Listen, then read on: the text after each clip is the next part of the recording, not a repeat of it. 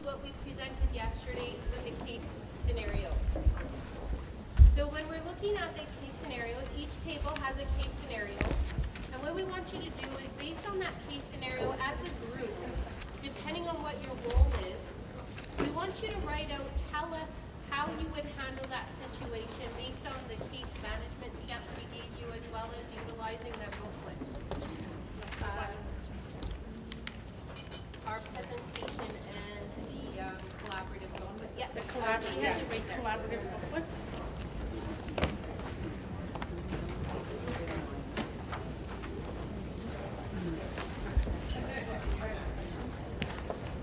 So it's this booklet right here that'll help you.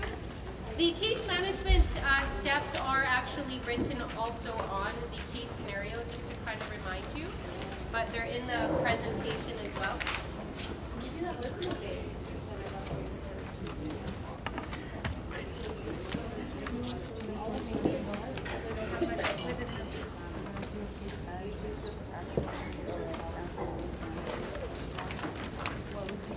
So you pick a writer in your group and you pick a presenter.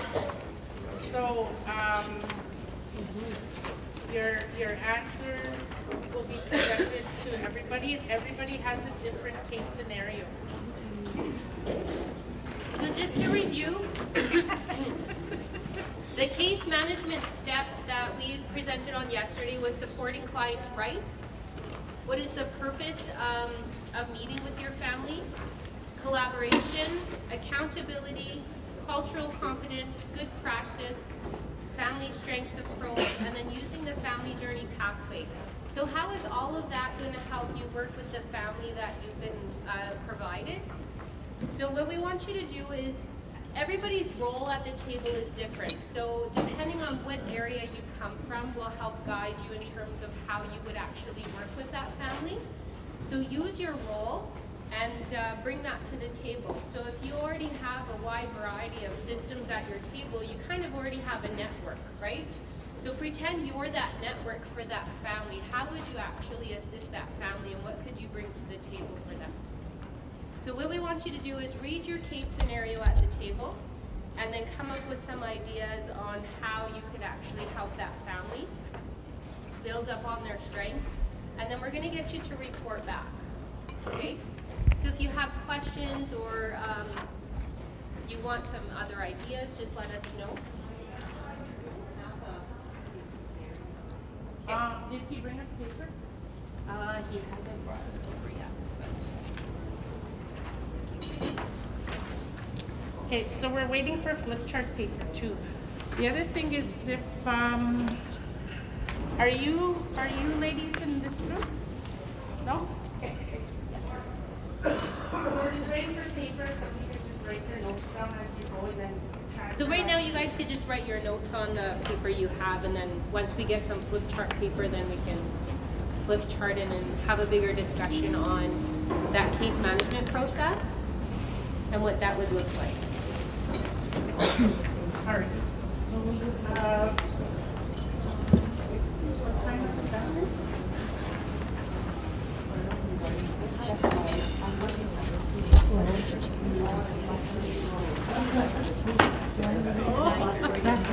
Okay, so it's 9:10 right now, and we're done this session at 9:45.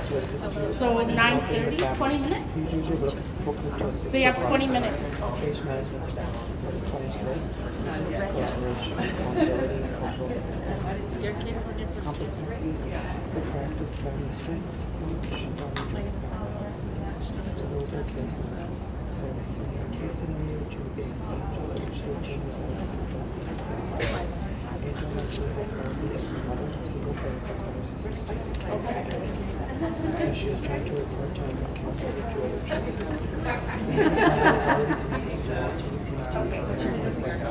However, as most of us are in school and is struggling to obtain the best help. His mother has contacted the legal there is some towards the what are the steps. So what was the first one on there? This is the case scenario. I just $100. So we need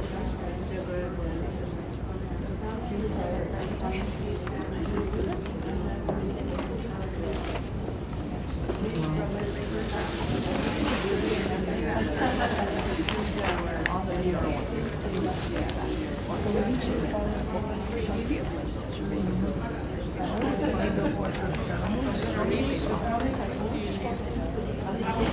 complete a full step, you write it down. Well, I guess this is all the information she already given me. Yeah, so she said until we get paper, just write on that. So on here it says personal information. Gathering data.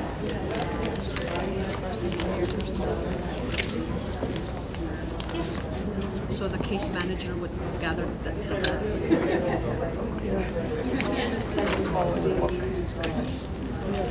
parents, OTs.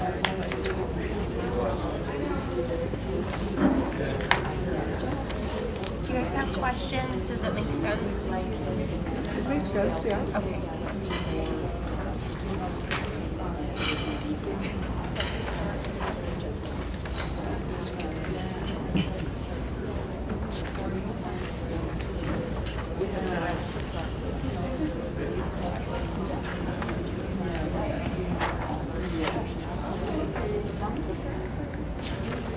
So, as a case manager, what is Okay.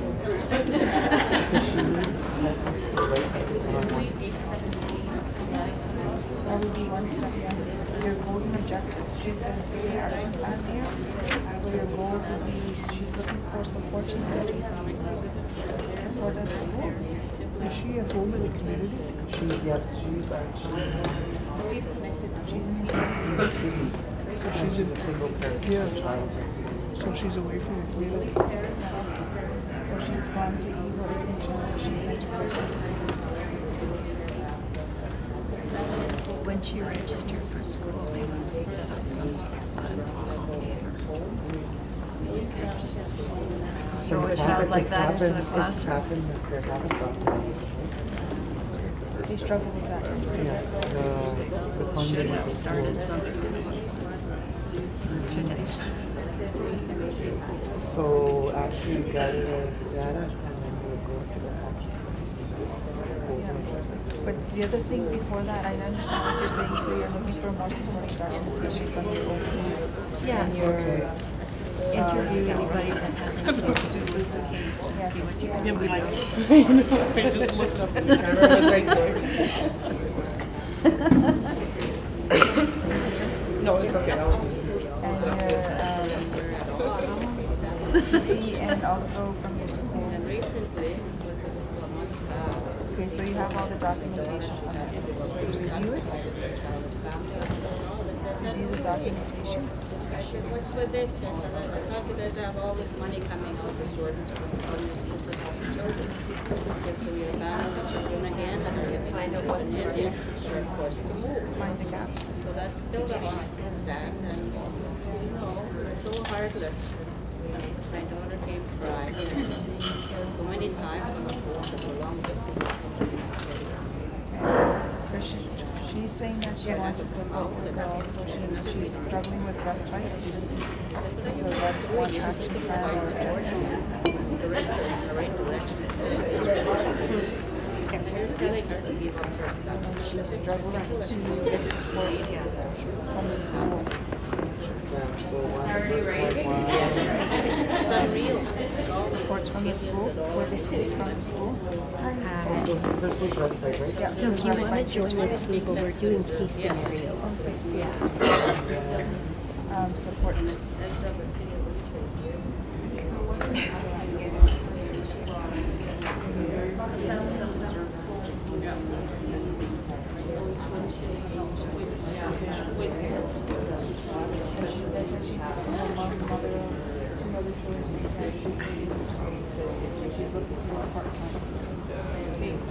She needs respite.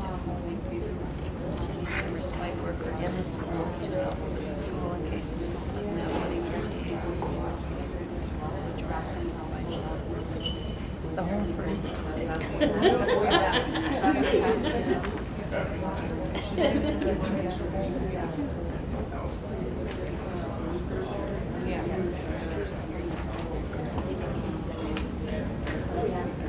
Most likely,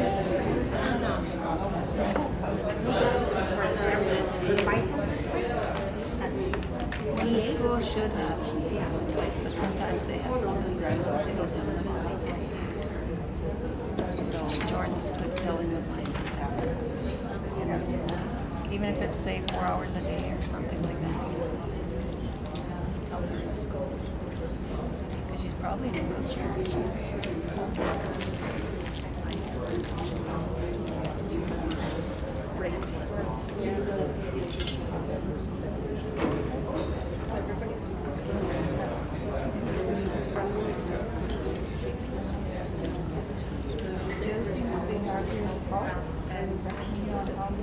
And then it talks about medical diagnosis in the section. So you complete that also. I think those you get more resources to mobility. That would go over here.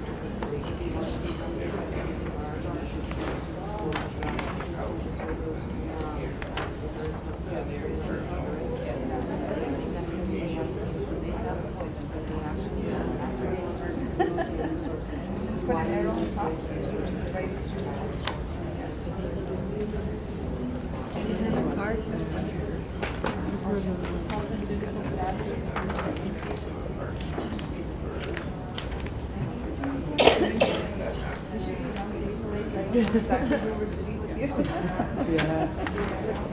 Elizabeth, I'm assistant JP in Secretariat. Yeah. Telford, I'm a resource teacher at Wozney. I'm Cindy Monroe, health director.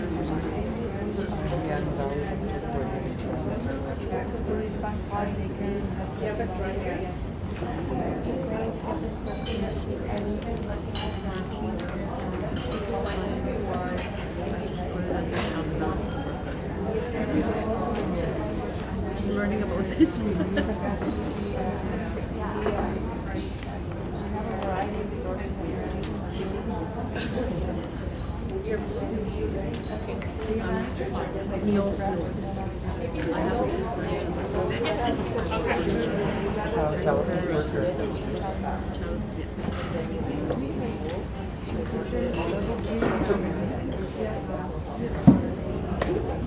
Was able to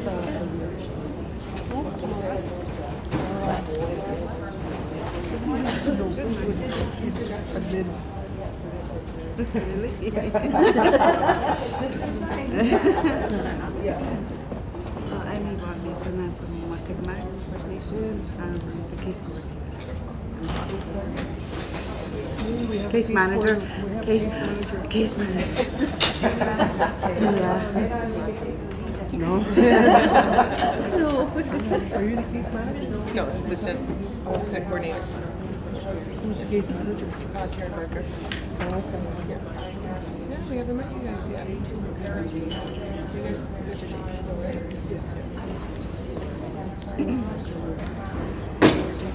So many. Yeah, because we met the other two nurses that are case managers. Now we gotta do Were you one. the person who with you? She here?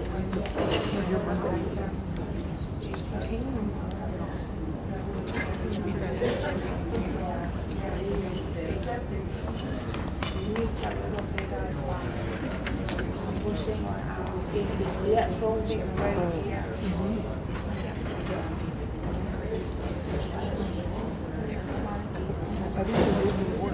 I thought that When I was everybody was living organized. and then the ones that went to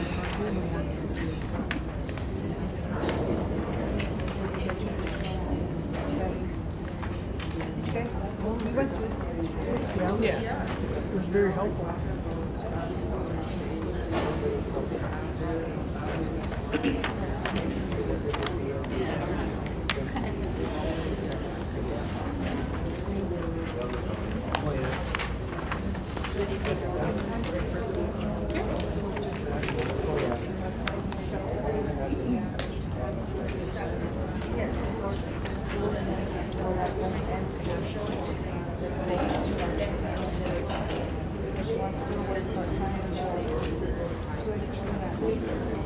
But would you put her family supports in there? To find out who or if she has family supports?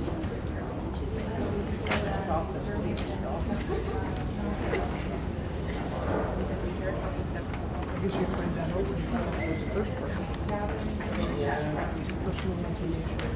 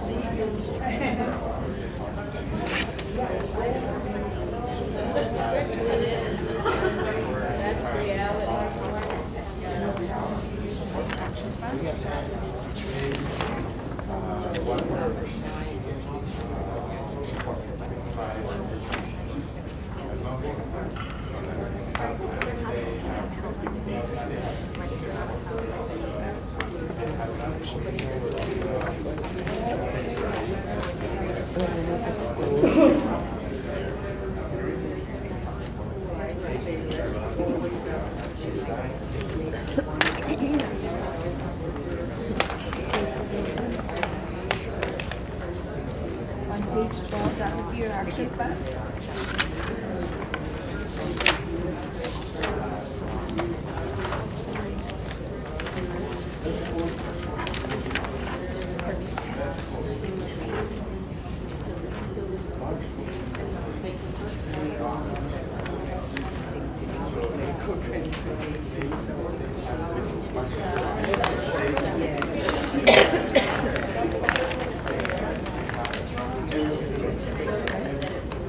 This would be an action plan based needs everything.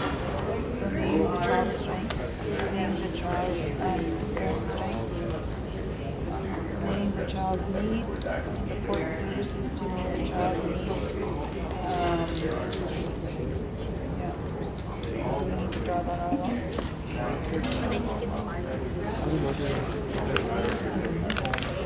We need to resolve that all the subject of the child's needs and action, the child's action, needs-based action plan. Yeah. And on both sides.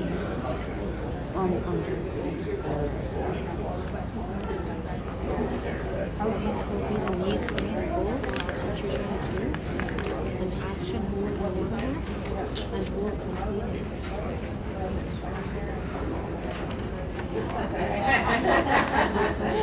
Saying that piece.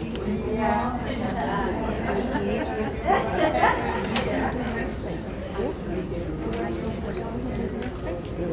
Because she doesn't have the support in school.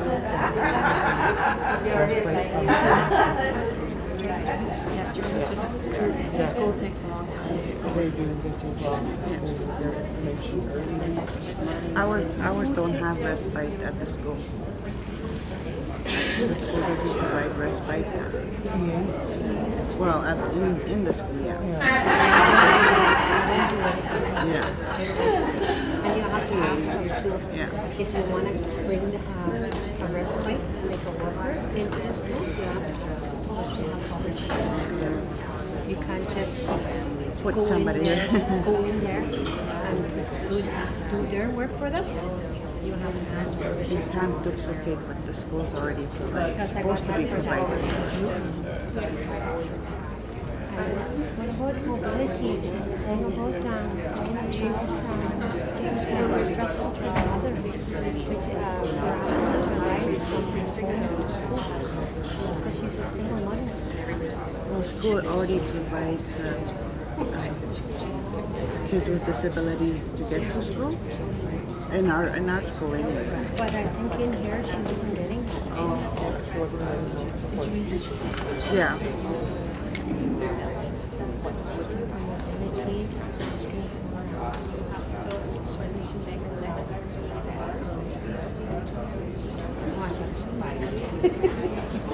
I wonder if she has daycare for her other kids. Not even daycare. Just the questions to ask. Would it be in here or? Probably involved in there somewhere. It says family quality of life. It says my family members have transportation to places they need to be. So it's either very satisfied, dissatisfied, neither satisfied, very satisfied. So from your cert or your questionnaire, your parents will tell you and highlight what areas that she needs. So if we're assuming she doesn't have transportation, then we list that as a Yeah, you go through all your information and find out what's missing, what needs to be done, where she needs help. Maybe even respite for our children. Well, that's definitely something. Because when you're a single mom and you're trying to get a job. Okay, you have 5 minutes. Do you find your movements are helping you at all, or are you guys referring to them at all? Awesome. quality of life or the family quality of life you find what support system she has and what she needs or what additional support that she needs. Especially because her solitude, it says that she, how is she feeling as a parent? Does she alone? Does she have support? Does she have a support group? If she doesn't, then maybe we can refer to a group that can assist her and where she can talk to other people who are in the same situation. So in your goals, your supports for mom, supports for the family, supports for the child, in school, in school. In addition to the two other children. Yes. Yes.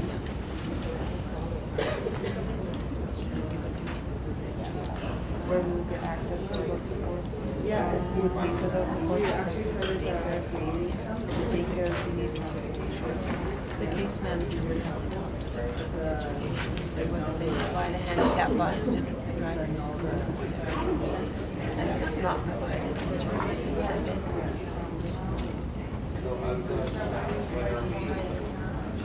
Because I think, you know,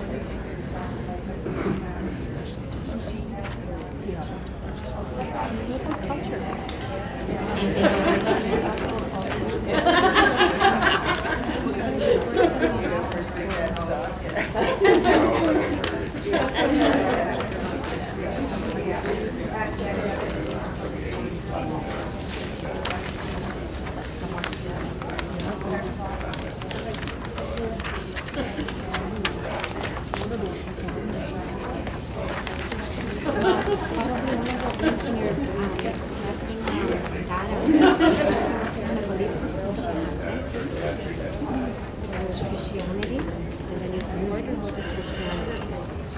That will help her to, for her spiritual side, her spiritual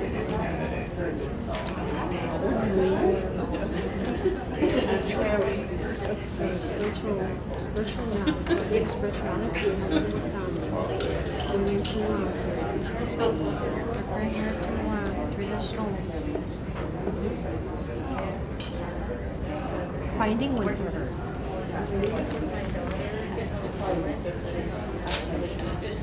Oh, yeah. Another support for her.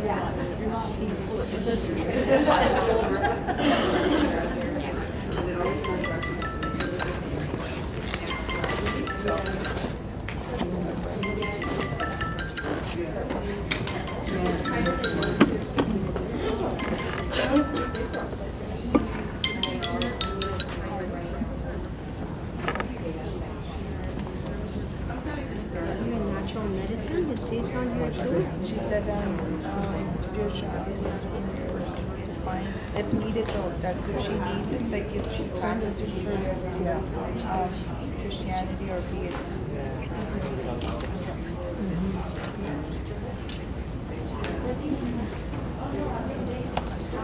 So our next section is social.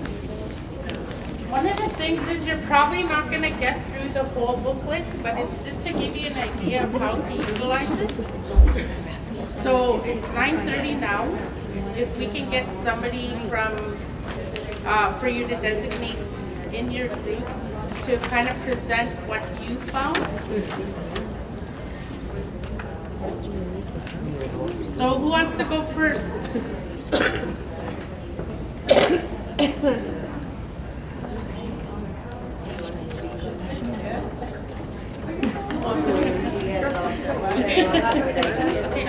He's the furthest? Is it not? You're further?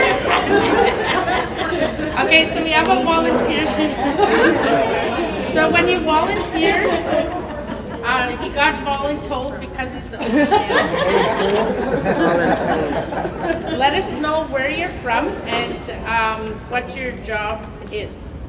So if you want to come and, are you comfortable with standing up here? Okay.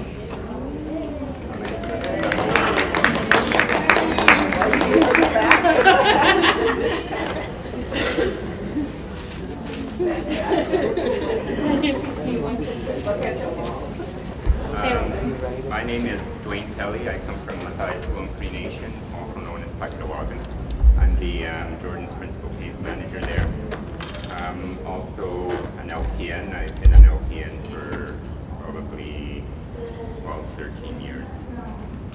So our scenario is May. She's age 6 months old, is currently admitted in hospital due to breathing issues and seizures.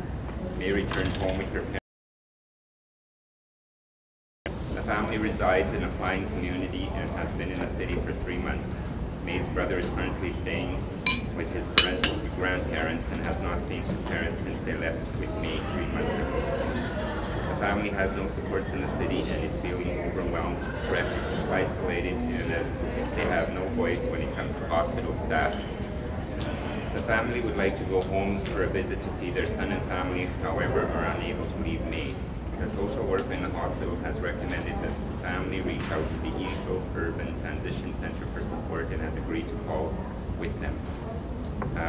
We have been assigned to work with May and her family. What are our next steps? I guess for us it was to meet with everybody, to collaborate with all the stakeholders to address the needs of the family and develop a plan from there. Some of the ideas that we had was to address the needs that the family has, what resources are available, and in the city and also at home. And for us it was to involve the social worker, child and family, teaching council, I guess all the stakeholders that would have, would be a support to the family. The options that we came up with was to bring the brother in for a visit, to send the parents home for a visit, with the option of sending one parent for a certain time and then sending the other parent for a certain amount of time. The third was to bring the brother to stay with the family. The plans for those, if we were to bring the brother in for a visit, then we would have to coordinate funding, travel, accommodations, meals, food, etc. If we were to send one parent, that would address a few needs. One of them would be to relieve, I guess, the one parent from the situation in the city and to spend time with the child at home. The third option was to bring the brother to come and stay with the family in the city for the duration of the family's stay in the city. And of course, this is all going to... Sorry. Of course, this is all going to cost money, and our role as Jordan Principal Case Manager would be to coordinate all of the resources that they would need to be able to care for their child and maintain that family contact.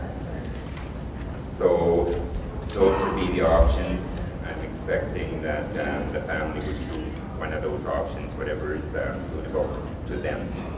And depending on the choice of the parents, we would need to address housing issues, make arrangements for the travel and accommodations, and that's as far as we go.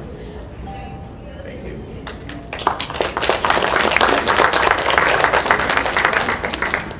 Thank you for sharing.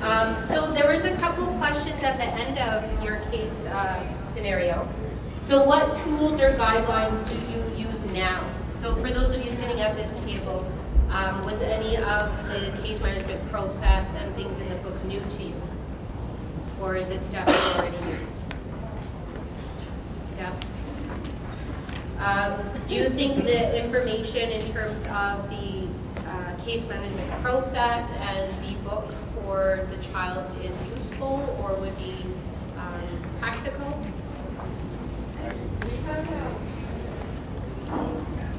I'm just going to pass to her and then I'll pass to you.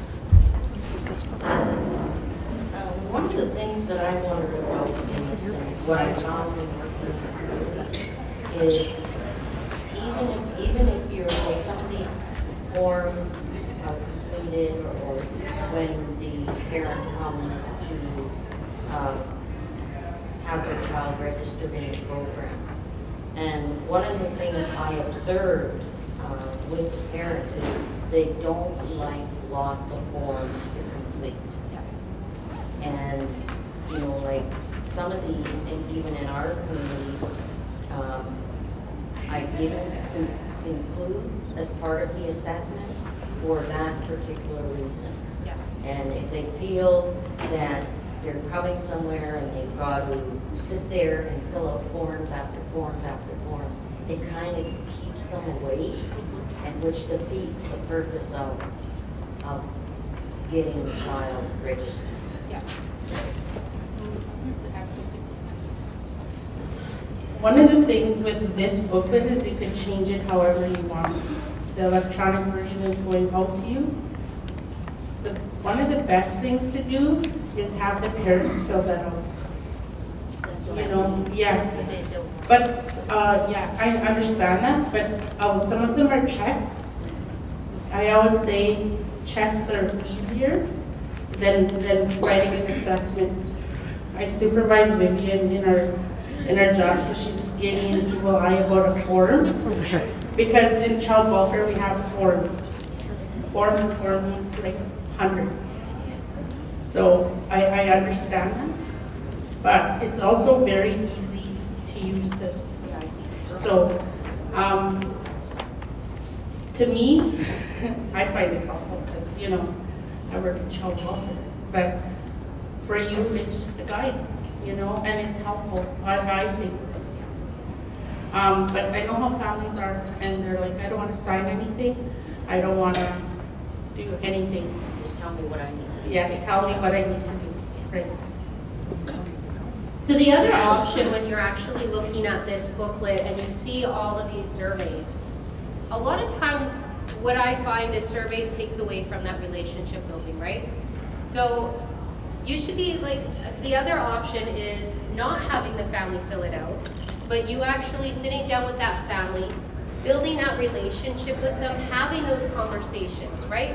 Those in-depth conversations. Tell me about your family. Tell me about your life. What's bothering you? Where are you guys struggling? You're going to gather all that information by meeting with your families. And then what can you do? You could actually go back and fill out that book for them, right? Based on their actual information that they gave you. All those surveys are is really a chance to see where is the family having those gaps? Where are they struggling? And it's just kind of highlighting that area. And then in terms of where do we need to put those services in? If the money is a barrier, that's going to be a focus, right? If stress is a barrier, respite is going to be our focus.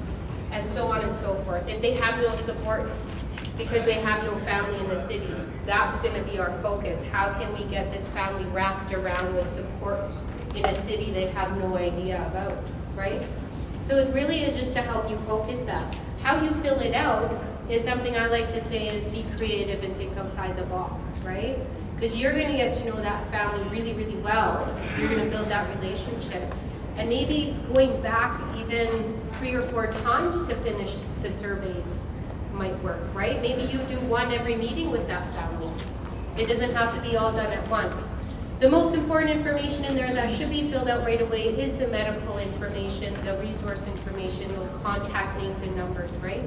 So from there, it really is just filling it out as quickly as you feel the family can fill it out. So it's really getting to know your family and how much they can do at once. I think you asked it right. Yeah, I was just going through this form, and like there's a lot of information on there. Like I think it's a good form, but I just wanted to know if anybody here actually filled out, and I wanted to know how long it actually took to fill the form, and that was my question. So what I could say is, unfortunately, based on the amount of time we had to, from when we were asked to create something to the time we had to this conference wasn't a lot of time. The book was literally finished 2 days before the conference. I prefer, when creating tools, to go out and use them to see what needs to be changed, what's not working well, right? So that's why the other reason is this booklet is for you to change if you want. If there's a question that doesn't make sense for your family or your community, let's change that question. Because it's not going to fit for everybody. The other thing is if you test it and you feel it doesn't work, email me. We can change it, right? We can figure that out together. So there's always room for improvements. I was sitting here yesterday and I'm like, I forgot something. Nutrition, of course. Diet.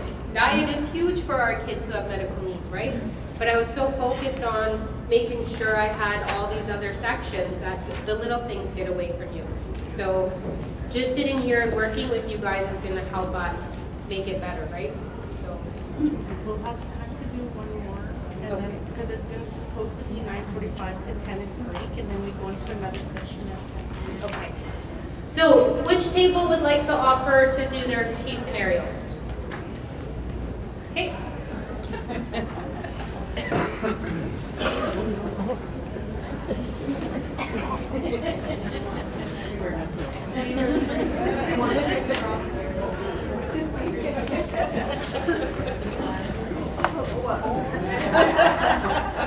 Good morning. My name is Stephanie Wood. I am a resource teacher from St. Teresa Point, Manitoba. Our case scenario was regarding a little girl named May, age 6 months. She is currently admitted in hospital due to breathing issues and seizures. May returned home with her parents for 2 months after birth and met her grandparents and 3-year-old brother. The family resides in a fly-in community and has been in the city for 3 months. May's brother is currently staying with his paternal grandparents and has not seen his parents since they had left with May 3 months prior.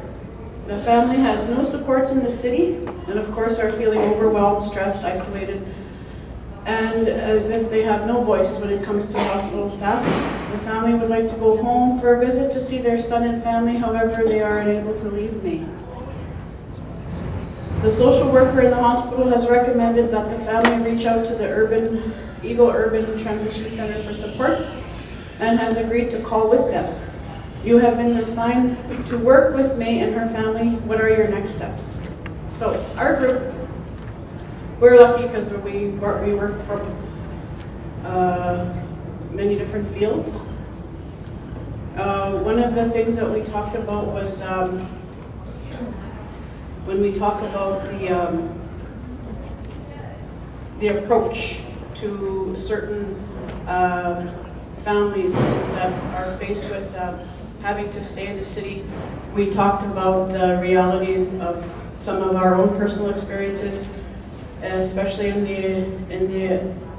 the problem of having to relocate to Winnipeg and the challenges that are associated with having to leave like jobs at home, having to apply for things like welfare in the city, which makes it difficult, especially if you've worked all your life and all of a sudden you're applying for welfare all of a sudden.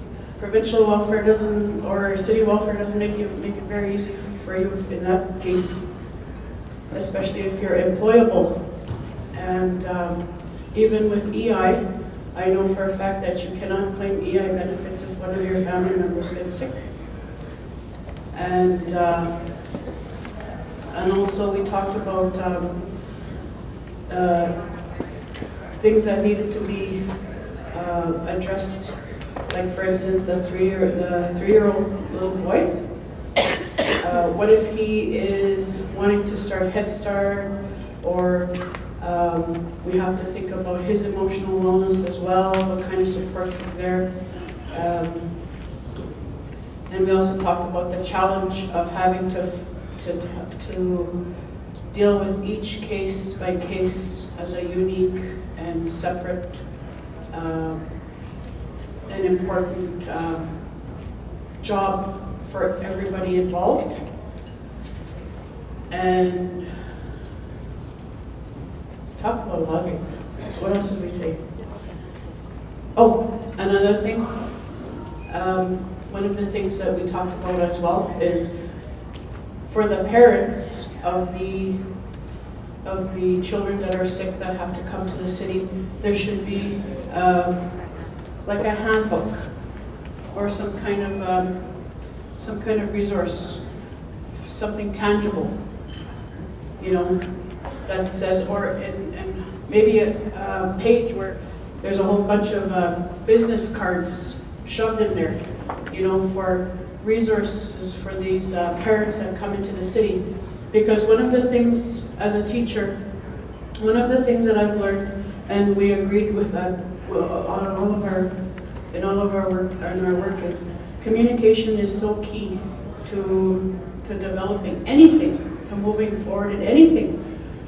And one of the biggest barriers that a lot of people face in our country, not just in our communities, is the communication barrier that we have, because we have such a diverse country, and there's so many different nationalities that live in Canada, in Winnipeg, that we come across. And it's not just Native people.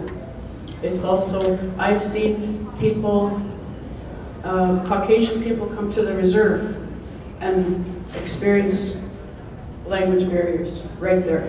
So it's not, it's a tool, it happens both ways. And that's one of the biggest things that we talked about. And I don't know about you, like, I'm educated, but I sure can't make heads or tails of what a doctor is saying to me, especially when it involves medical jargon, especially when you're hearing it from an emotional level. If somebody in your family has cancer, you know, it doesn't matter how well voiced you are in English. It doesn't matter how well you can speak English. You still need that added support as a person to hear about medical issues, and to be able to understand what the medical terminology that's being used, and when they talk about prognosis, diagnosis, and all that stuff. I know what that means now, but you put me in a doctor's room, and it's information about my child, about me, my dad, my mom, I'll forget, right? So, is there anything else you want to say? I'm just wondering, in terms of the barriers that you found for that family, as in your families, what are the next steps you take to overcome those barriers with that family? Well, the things that we talked about was we need to, well, we said the hospital, we need to have a whole wing for Jordan's principal people. A whole wing, or a whole building. Right? That's a start. And then there should be,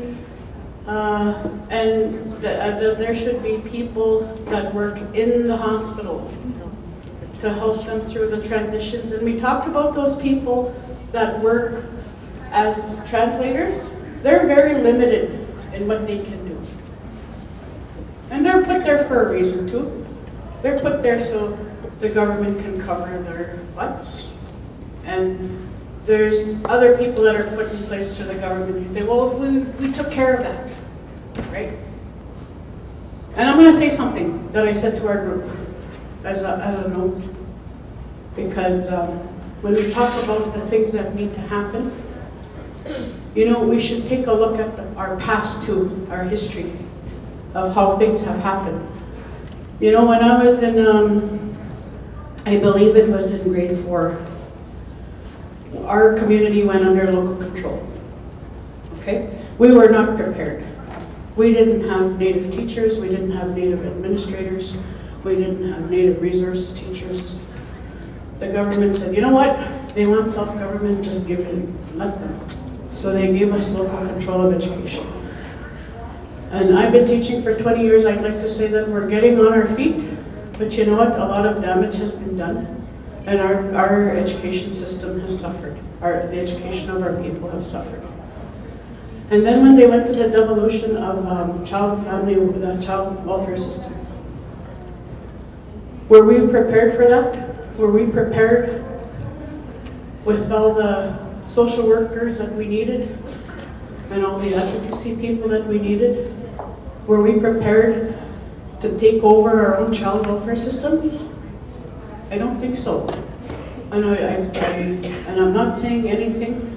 I honor those people that work hard, that are dedicated to that, because I'm dedicated to education. And look at our system now. We're the top of the world in child welfare system with our children. And now look at this again. Jordan's principal money been given to us to take care of our own health issues that we've been crying about. Is this the way that the government is giving us, saying, okay, you know what? It's such a huge problem, let's just give them money. I'm not saying anything. I honor Jordan and his family. But are we prepared for this? Okay, maybe we're not, but we have to work fast, right? And we have to be fluid. And we gotta put all our differences aside, because we've been fighting for generations amongst each other, amongst ourselves, right? So we have to work hard, and I'm here, I want the best for my students, because that I see that every day, is our students and our children, our grandchildren. And we all have good people here. These are the issues that came out of this site, this case management, case study. And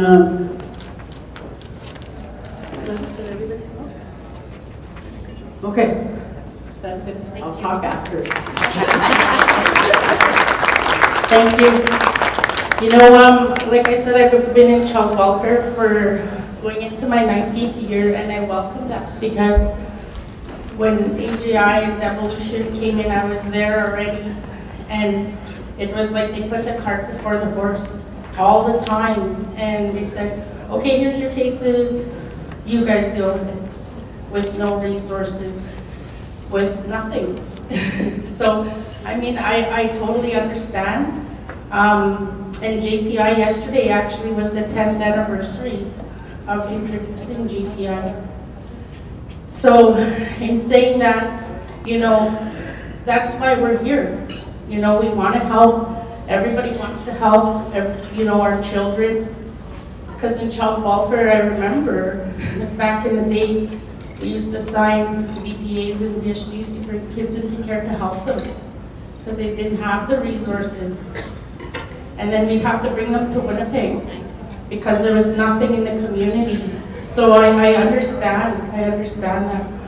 And I thank you for your voice. But anyway, it's break time.